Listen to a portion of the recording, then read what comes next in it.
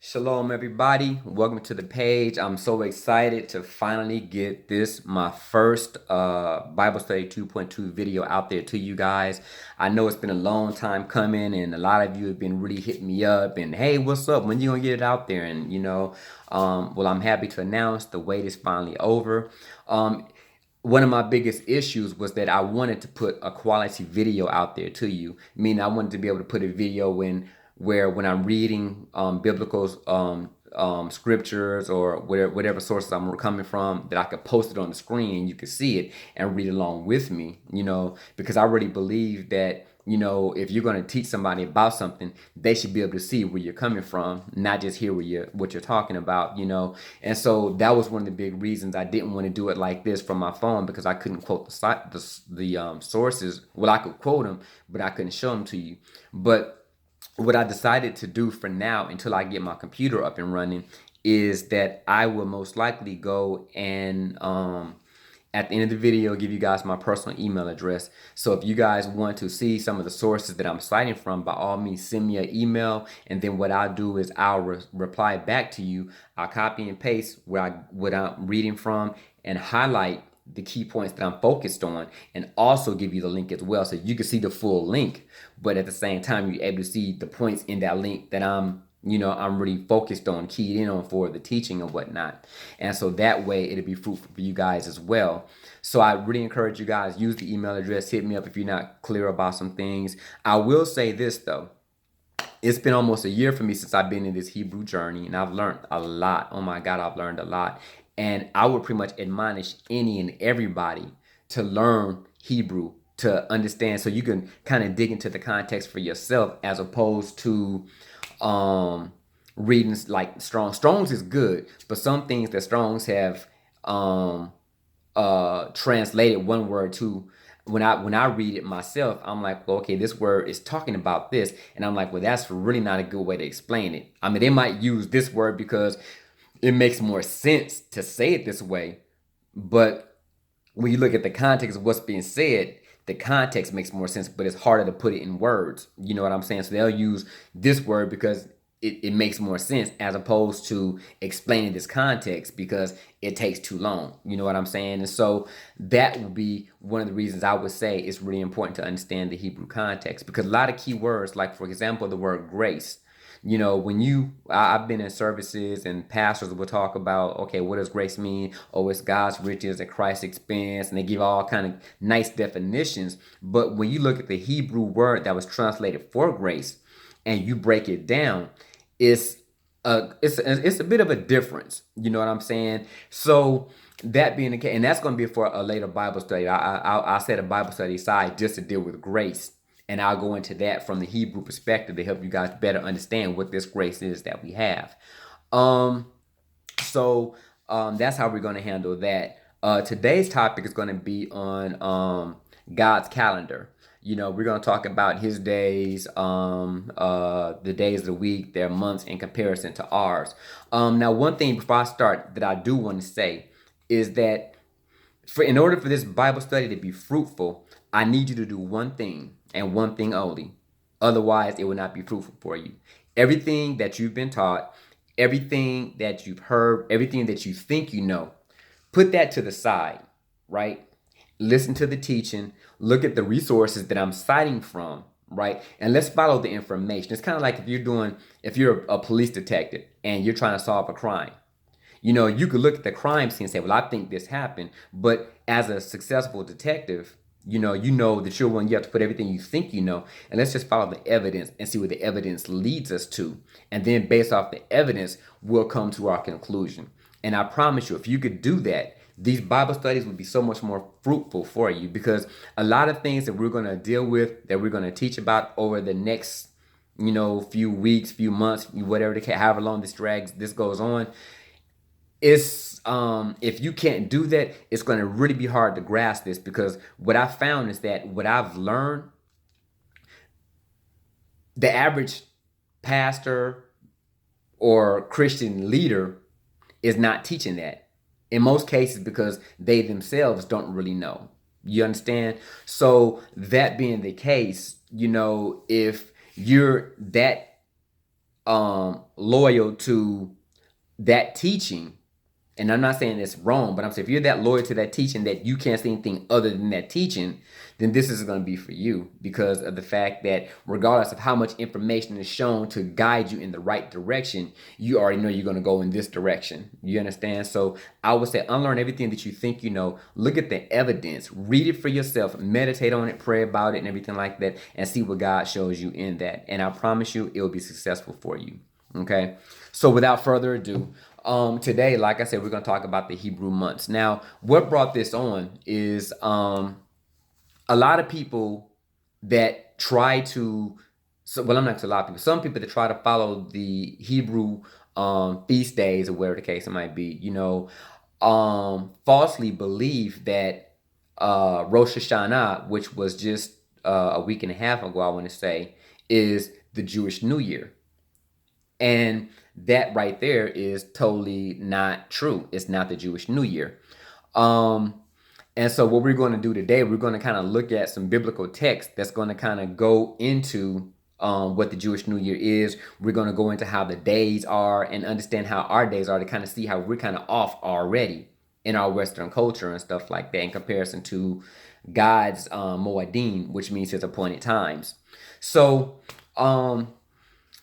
right now there's a Rabbi Posner. He did a essay, and he was really going into it. And I read this, and I thought it was really phenomenal the way he broke it down.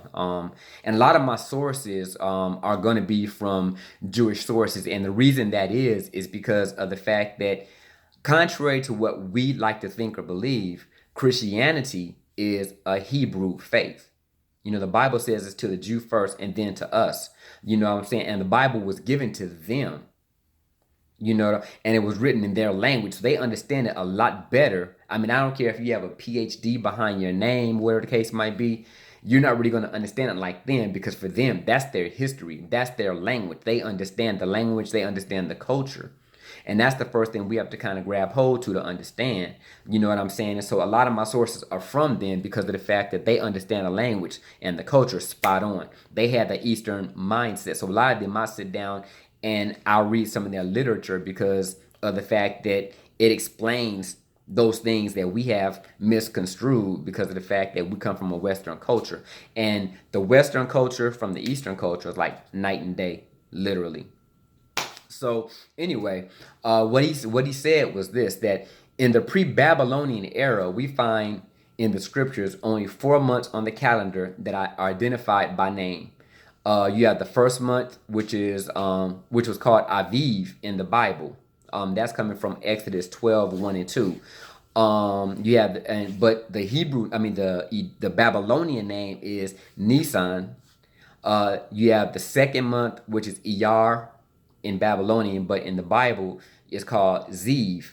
You have the seventh month, which is called Tishri, but in Hebrew is Etanim. And then you have the eighth month, which is Cheshvan in Babylonian, but in Hebrew is Bul. Okay, so yeah, those 4 months that are called out by name. Okay.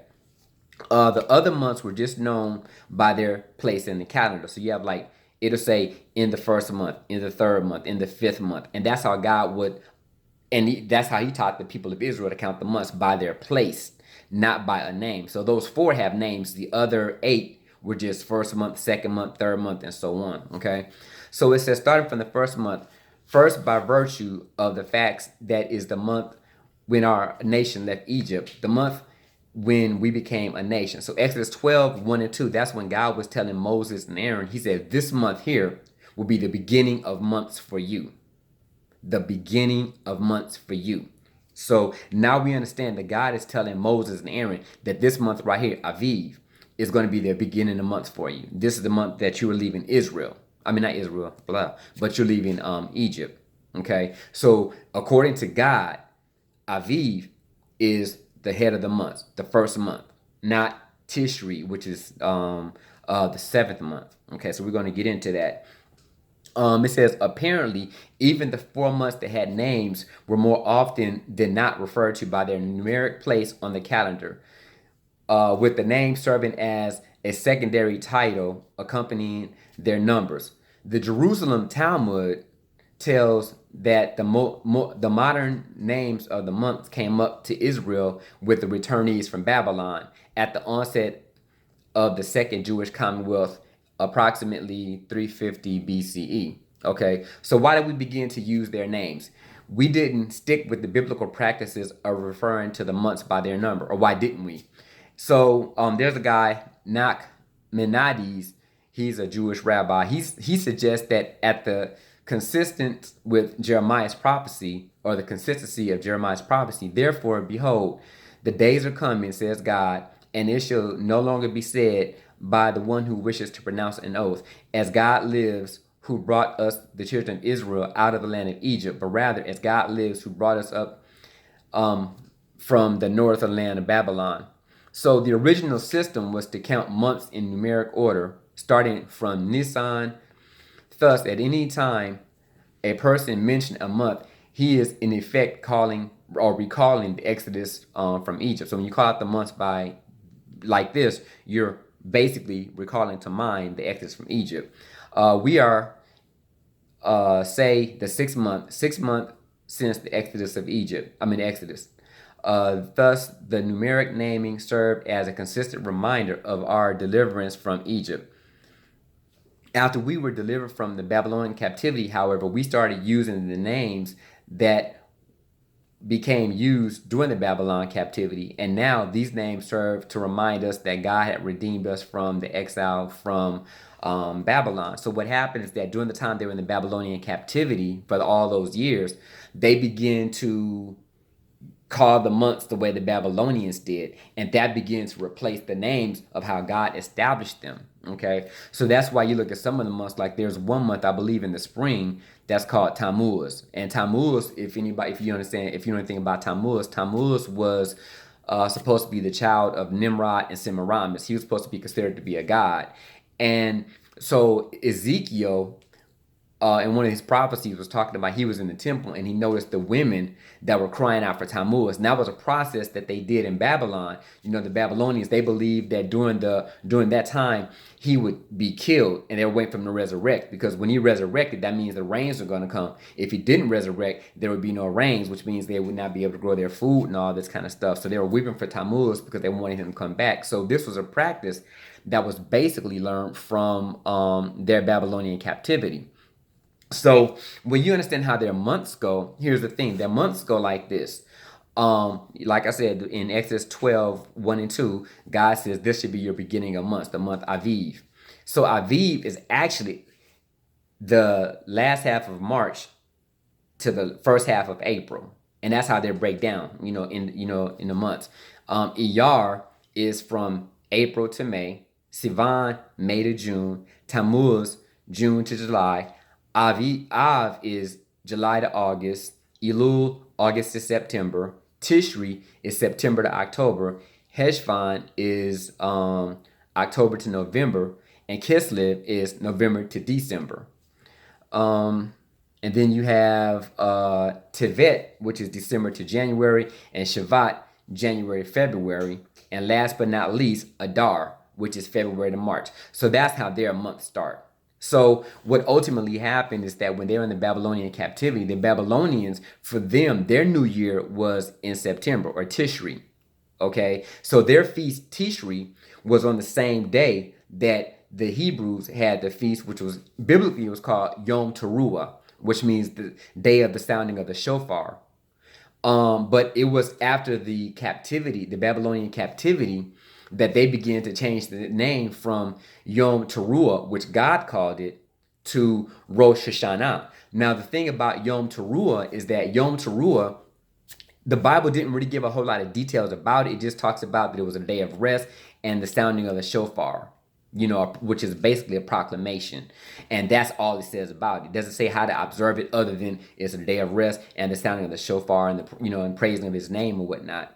But because they were in Babylon all that time and their day coincided with the Babylonian New Year, they begin to celebrate it like that. And then they begin to say, well, you know what? It's the New Year, so we're going to call it Rosh Hashanah, because Rosh means head of. Hashanah is years. And that's where the name Rosh Hashanah comes from. It's the head of years. So all that time, and even to this very day, Rosh Hashanah is still taught to be the Hebrew New Year, even though God had told Moses and Aaron that this month Aviv would be the head of days for you, or the head of the new year, or the beginning of months for you. So that being the case, you see it's kind of off in that sense. Okay. And so that's kind of where that comes from. Now let's look at the days of the week. For them, the days of the week, were just like that as well. You have like you say like Yom Shlishi, Yom let me see, let me go to the names. Because the names are pretty much like that as well. The names of the week go like this. You have the for Sunday would be Yom Rishon, Monday is Yom Shani, Tuesday is Yom Shlishi, and by the time you get to Saturday, it would be Shabbat day. So the only special day of the week, the only day of the week that had a name was Shabbat, because that was the day of rest. But all the other days were day 1, day 2, day 3, day 4, day 5, day 6. Just like with the months, first month, second month. So a lot of times when you read in the Bible, you see it talk about the first month, the second month, the third month, or whatever. And that was because that's how the months were called for them during that time.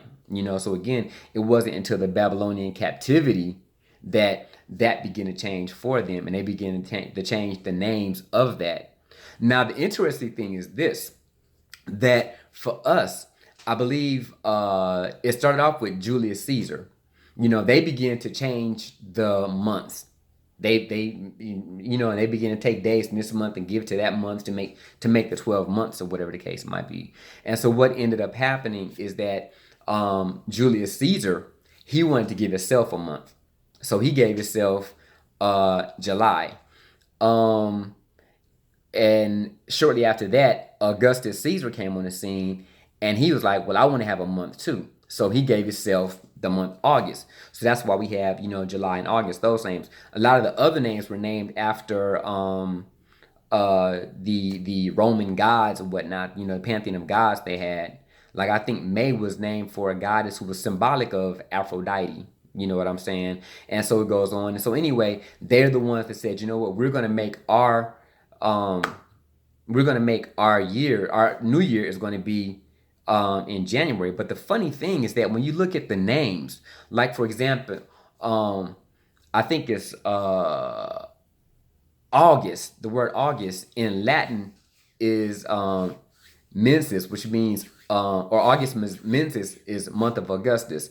In Latin is sextilis mensis, which means 6th month. So when you look at it, for them, the month August was the 6th month, right? September was the 7th month. October, which is like because Latin and Spanish are a lot alike. October is the 8th month. November, 9th month. And so when you look at it, by the time you get to February, you're at month 12. So that implies that they acknowledge that they know that the new year is supposed to be in March, but yet they say we're going to do it here in June. So our days are kind of off in that aspect. And then not only that, they changed the way the days are observed, because in the Bible, in Genesis, it talks about the evening and the morning were the first day. So day starts at sunset and ends at sunset. The new day starts the following sunset. But for the Romans, they said, well, we're going to make it so our day starts at midnight. So just as midnight hits, a new day begins. But biblically, according to God's calendar and his Moedim appointed times, the day starts at sunset. So a lot of people that observe, Shabbat, which is the Sabbath, they will look at it, and it's a big confusion about that, because a lot of people look at it that, well, the Sabbath it starts Saturday and ends, midnight Saturday or whatever. But it's like, well, no, actually, biblically, it starts sunset Friday and ends sunset Saturday. So God looks at the days sunset to sunset, and even in that, it's like a revelation of how creation was made, because it started in darkness. And then the light came, and the Bible says in the beginning the earth was dark and void and all this kind of stuff. And God said, let there be light. So it started with darkness, and then the light came. And so every day is a revelation of creation, because it starts in darkness and it ends in light.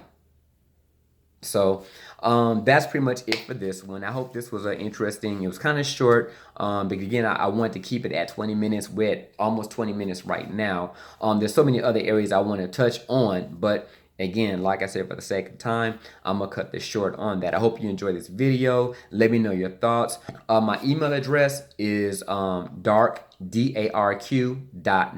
KNYTE @gmail.com.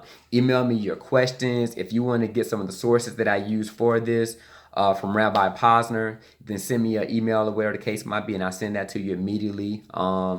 Any questions that you have about this, send them to me and I'll address those. And other than that, you guys have a great day. I thank you guys for tuning in. Tell everybody about this and let's let this thing blow up. You guys be blessed.